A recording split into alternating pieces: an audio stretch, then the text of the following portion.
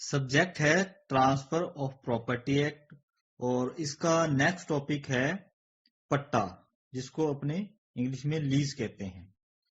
Question आ जाता है पट्टे की परिभाषा दीजिए और इसके आवश्यक तत्व बताइए तथा पट्टे के प्रयासान के विभिन्न आधारों की व्याख्या कीजिए।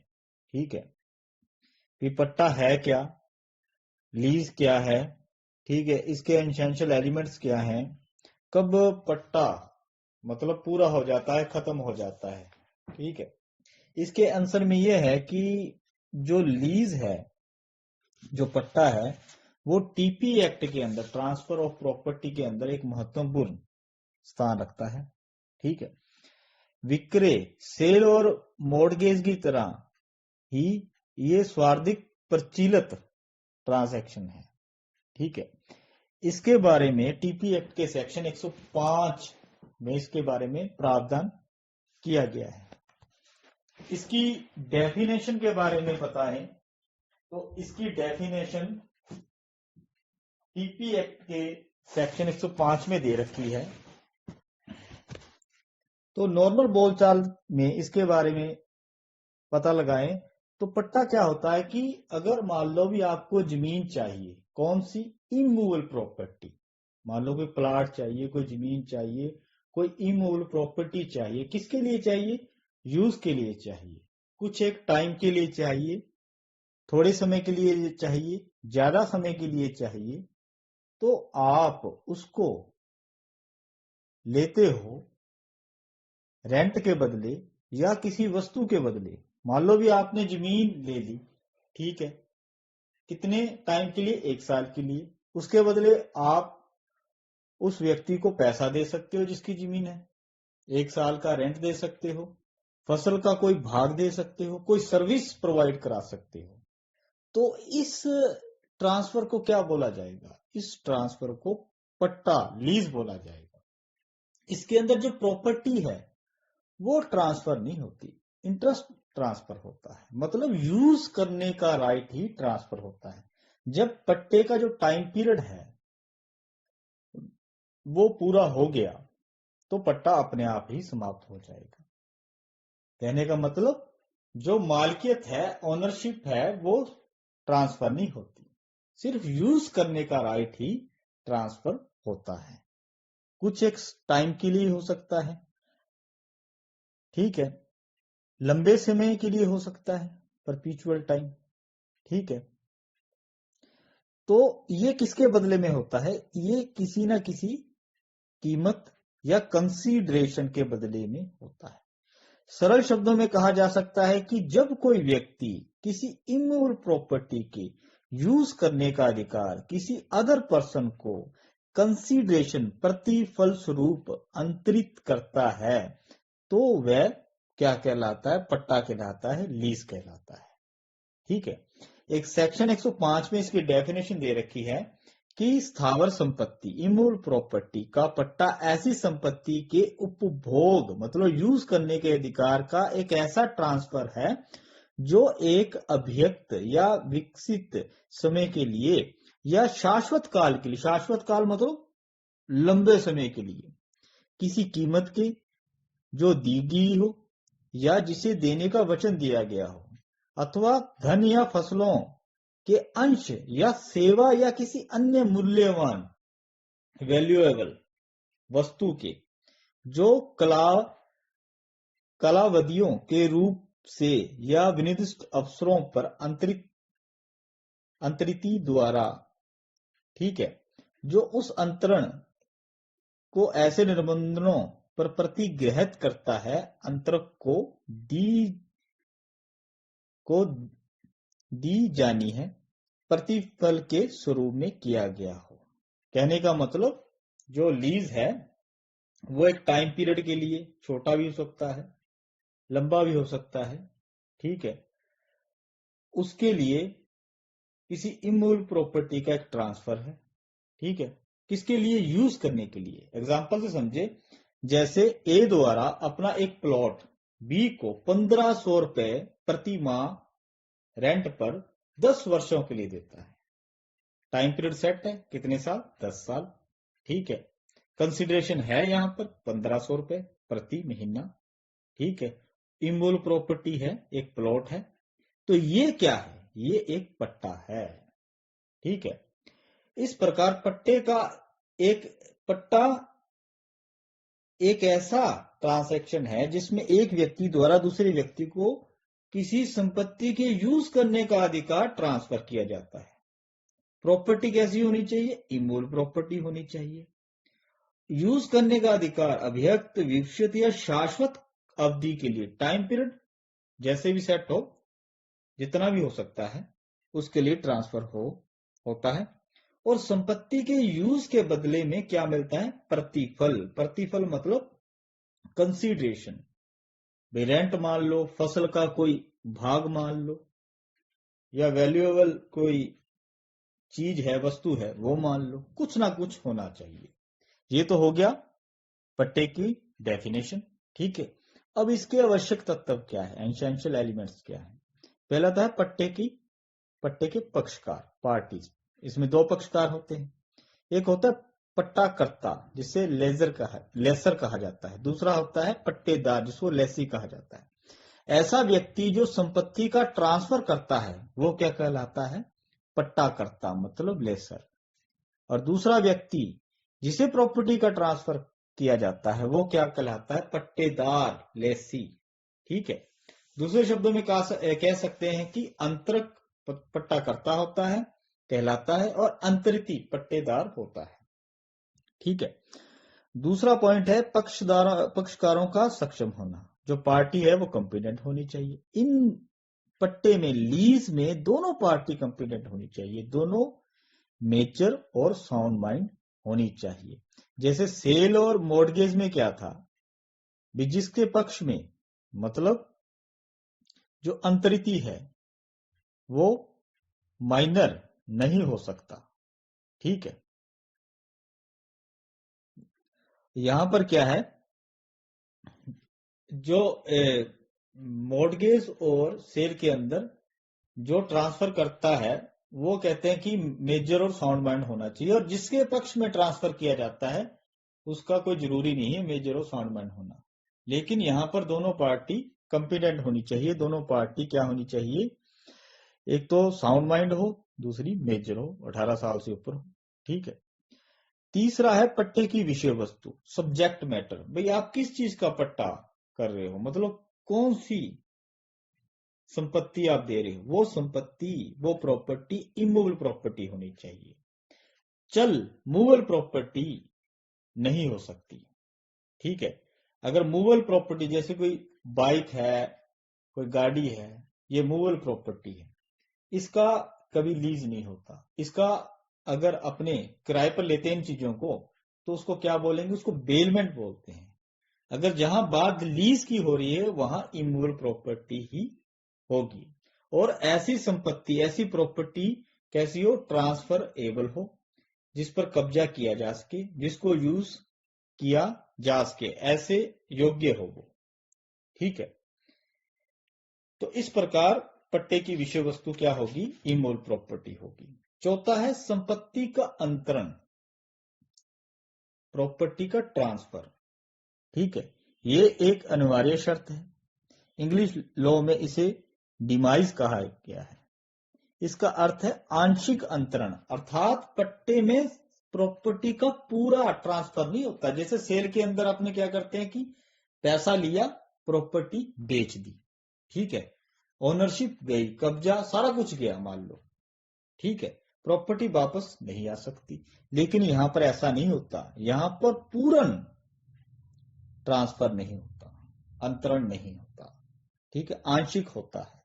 कहने का मतलब सिर्फ यूज करने का राइट ही ट्रांसफर होगा। जो ओनरशिप है वो उस व्यक्ति के पास बनी रहेगी। किसके पास? लेसर के पास, जिसने प्रॉपर्टी ट्रांसफर की है। उसके बाद है पांचवा पॉइंट, कंसीडरेशन, प्रतिफल का होना भी जरूरी है। बिना प्रतिफल पट्टा नहीं हो सकता, ठीक है। प्रतिफल किसको कहेंगे? जो आप प्रॉपर्टी के बदले में उसको मतलब आपने ट्रांसफर किया प्रॉपर्टी के को यूज करने के राइट को, उसके बदले में जो आपको रेंट मिल रहा है, या कोई वस्तु मिल रही है, या कोई धन मिल रहा है, ठीक है, फसल भी हो सकती है, कोई सर्विस भी हो सकती है, कोई मूल्यवान वस्तु भी हो सकती है, वो क्या है, वो इसका प्रतिफल है। ठीक है, आपने अपनी जमीन दी लीज पर, उसके बदले में पैसा मिले, चाहे धन, फसल का कोई भाग मिले, या कोई सर्विस मिले, या कोई मूल्यवान वस्तु मिले, वो क्या है, इसका कंसिडरेशन है, प्रतिफल है। उसके बाद आता है टाइम पीरियड, कितने टाइम के लिए होगा, भी ये निश्चित समय के लिए भी हो सकती है। निश्चित समय किसको कहते हैं, जैसे कि आपने सेट कर लिया 2 महीने 3 महीने, ठीक है। सामयिक पट्टे मतलब जो साल दर साल चलते हैं, मंथ टू मंथ चलते हैं, ठीक है। तो ऐसा पट्टा अवधि पूरी हो जाने पर भी तब तक चालू रहता है जब तक कि सूचना द्वारा उसको खत्म ना कर दिया जाए, ठीक है। शाश्वत, तीसरा है शाश्वत काल के लिए, परपीचुअल टाइम के लिए, लंबे समय के लिए भी हो सकते हैं। जैसे पीढ़ी दर पीढ़ी यूज कर रही है किसी जमीन को, ठीक है, आगे से आगे जो पीढ़ी आ रही है नई, वो उस जमीन को यूज कर रही है, वो क्या होता है, शाश्वत काल के लिए, लंबे समय के लिए, ठीक है। इस प्रकार ये टाइम पीरियड होता है पट्टे का, एक निश्चित हो सकता है, सामयिक हो सकता है, शाश्वत हो सकता है, ठीक है। उसके बाद आता है पट्टे का पर्यासान, डेटरमाइनेशन ऑफ लीज, मतलब पट्टा किन दिशाओं में खत्म हो जाता है, ठीक है। पहला तो है समय बीत जाने पर, मान लो भी आपने 1 साल के लिए पट्टे पर जमीन दी, 1 साल पूरा हो गया, ठीक है, टाइम पीरियड फिक्स किया था, टाइम पीरियड पूरा हो गया, तो पट्टा अपने आप ही खत्म हो गया, समाप्त हो गया, ठीक है। दूसरा है इसमें घटना के घटित हो जाने पर, मतलब आपने जब किसी पट्टे की अवधि सुनिश्चित नहीं की जाती तथा पट्टे का पर्यासान किसी घटना के घटने पर छोड़ जाता है, किसी इंसिडेंट पर, मान लो भी आपने किसी व्यक्ति को जमीन दे दी लीज पर और ये कह दिया कि भैया जब जब तक आपकी लाइफ है, मान लो आपके जीवन पर्यंत के लिए है ये, आप पूरी लाइफ एंजॉय करो, ठीक है, इसका यूज करो, जैसे वो व्यक्ति मरा वैसे ही घटना घट गई और पट्टा समाप्त हो गया, मतलब किसी इंसिडेंट पर भी हो सकता है, ठीक है। तीसरा है पट्टाकर्ता के हित का समाप्त हो जाने पर, पट्टाकर्ता कौन होता है, लेसर, जिसने पट्टे पर जमीन दी है, जो प्रॉपर्टी का मालिक है। अगर मान लो भी उसका प्रॉपर्टी में से इंटरेस्ट जो हित है वो खत्म हो जाए, ठीक है, तो पट्टा भी समाप्त हो जाता है। मान लो भी आपके पास किसी की जमीन मॉर्गेज पड़ी है, ठीक है, बंधक पड़ी है, आपने आगे उसको पट्टे पर दे दिया, लीज पर दे दिया, ठीक है। जैसे वो प्रॉपर्टी जिस जिस व्यक्ति की है उसने छुड़वा ली पैसे देकर, तो आपके द्वारा किया गया पट्टा, मतलब आपके द्वारा जिसे आगे जमीन दी गई थी पट्टे पर, वो पट्टा लीज अपने आप ही खत्म हो जाएगा, क्योंकि पट्टाकर्ता कौन है, आप हो, आपका उस जमीन में इंटरेस्ट ही खत्म हो गया, ठीक है। चौथा है हितों का विलय हो जाना, मतलब जो इंटरेस्ट है, हित है, वो विलय मतलब एक ही व्यक्ति में आ जाए। मान लो भी मैंने आपको लीज पर जमीन दी, ठीक है, यूज करने के लिए, आपने वहां कोई प्रोडक्शन के लिए या कुछ कर लिया, काम चला लिया, ठीक है, आपका काम नहीं चला तो मैंने वो सारा ताम जाम खुद खरीद लिया, भी मैं चला लूंगा कोई नहीं। या फिर मान लो भी मैंने आपको जमीन दी यूज करने के लिए, आपका काम, आपने वहां पर प्रोडक्शन का कोई काम चलाया, आपका काम बहुत बढ़िया चल गया, ठीक है, आपने क्या किया कि साहब जमीन मेरे को बेच दो, ठीक है, मैंने कीमत के बदले में जमीन बेच दी, ठीक है, तो प्रॉपर्टी की ओनरशिप मैंने ट्रांसफर कर दी, अब ओनरशिप भी गई और लीज तो आपके पास पहले से थी, लीज पर जमीन तो पहले ही सी थी आपके पास, तो एक ही आदमी में हितों का विलय हो जाने पर पट्टा खत्म हो जाता है। पांचवा है सरेंडर द्वारा।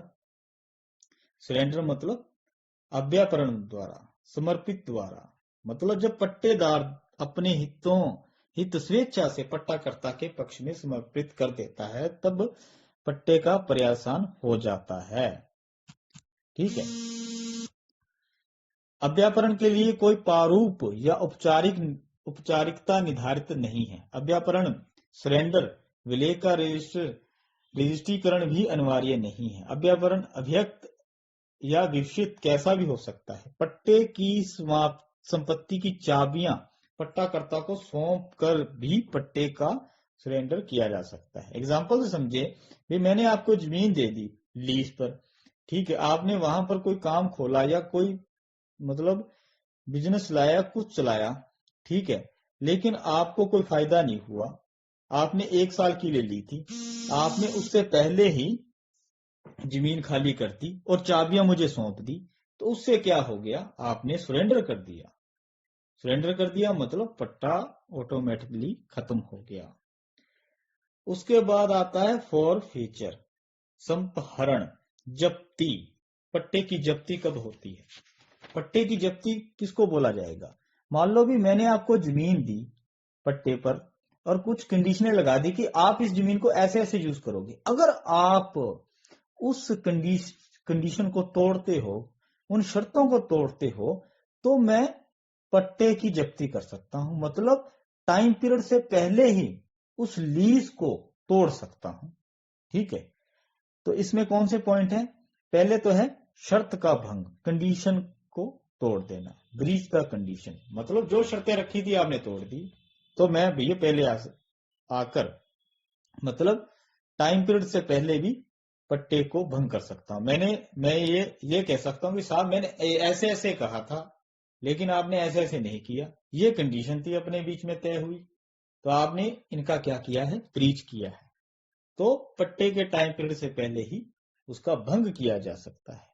ठीक है। जब पट्टेदार, दूसरा है जब पट्टेदार अपनी हैसियत को त्याग कर या उससे इनकार कर संपत्ति में किसी अन्य व्यक्ति का हित खड़ा कर दे। मतलब जिसने जमीन लीज पर ली है वो क्या कहता है, उसने अपनी हैसियत को त्याग दिया। वो कहता है कि मैं लेसी नहीं हूं, मैंने जमीन पट्टे पर नहीं ली, ये जमीन मेरी खुद की है। ठीक है। या फिर ये कहता है कि ये जमीन किसी और की है। मतलब जो एक्चुअल मालिक है, ओनर है प्रॉपर्टी का, उसकी ओनरशिप को डिनाई करता है।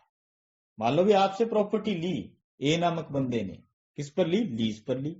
वो कहता है कि प्रॉपर्टी किसकी है, मान लो भी प्रॉपर्टी तो आपकी है, लेकिन ए क्या कहता है कि प्रॉपर्टी उसकी है, खुद की है, वो मालिक है, उसने पट्टे पर नहीं ली। या फिर ये कहता है कि प्रॉपर्टी बी की है। ठीक है। मतलब आपकी मालकियत, आपकी ओनरशिप से डिनाई कर रहा है। ठीक है। तीसरा है जब पट्टेदार दिवालिया न्यायनिवृत्त हो जाए और पट्टे में ये शर्त हो कि पट्टाकर्ता ऐसी घटना के घटित होने पर पुनः प्रवेश, राइट टू री एंट्री कर सकेगा।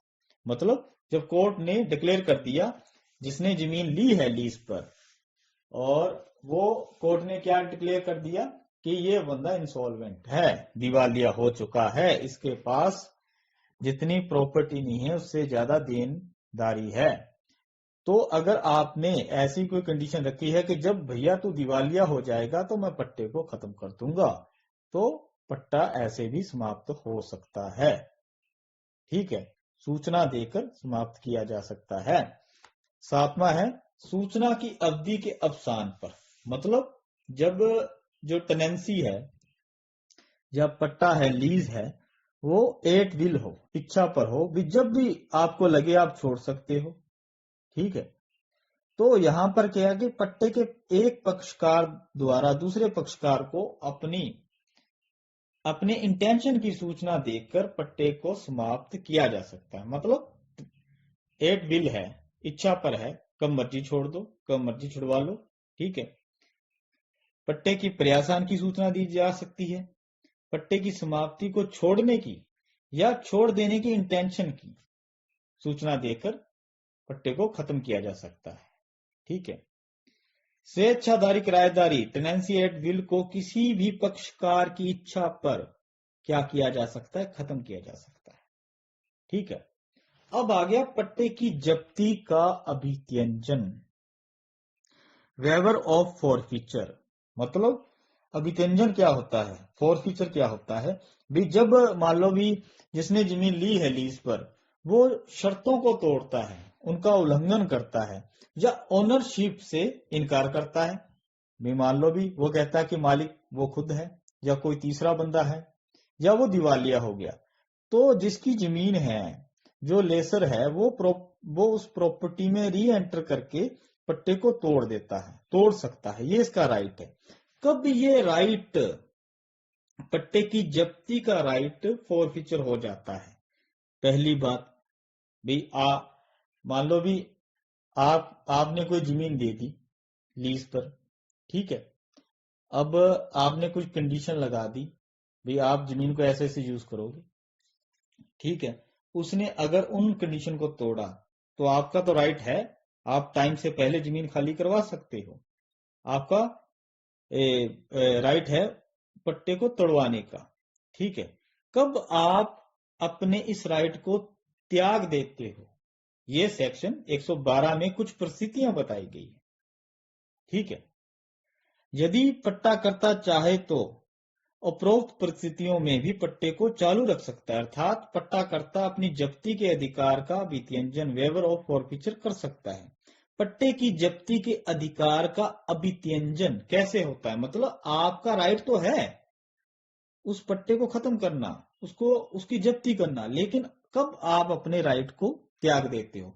जब मान लो भी आपने रेंट ले लिया, मान लो भी उसने कंडीशन तोड़ी, आप री एंटर करके पट्टे को खत्म कर सकते हो, लेकिन आपने ऐसा नहीं किया, आपने अगले महीने का रेंट ले लिया। कहने का मतलब आप उससे सहमत हो, तो पट्टा जो आपका राइट है उसको खाली कराने का, खत्म करने का, वो गया, ठीक है।